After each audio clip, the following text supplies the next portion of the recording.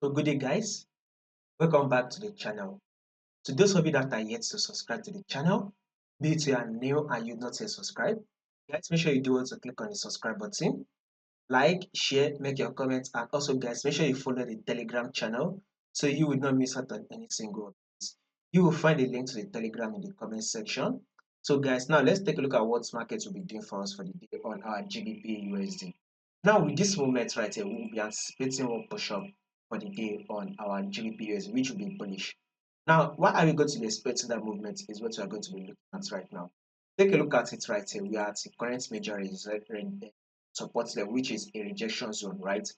Markets did give us a multiple rejection zone at this level, right? Then guess what markets did? After it pushed up, right? Markets eventually came down and came back down again. And guess what market did? It rejected from this level. Now, guess what market, after it rejects, markets eventually push up, right? Now, market eventually dropped down again. And guess what market has done right here? Market has now given us a rejection, right? Which is a double bottom. Now, market eventually push up one more time, and then it has given us a pullback, right?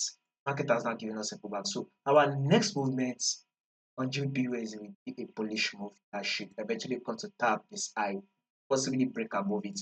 So this is to tell you that a bullish move, what we are to be expecting on our GBPUSD. Now let's go down to the forward time frame. So this is a multiple rejection zone, right? Market is rejecting from this zone. So we should expect market to just push up once more.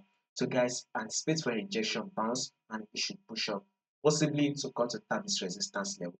So what I'm trying to say is that a bullish move for the day is what we will be expecting on GBP USD. Now, could there be any changes to this prediction that we just did? Absolutely. Yes. If there will be any changes, I'll make sure I let you guys to know. So in order for you not to miss out on the updates, make sure you subscribe, like, and share, and also make sure you follow the Telegram.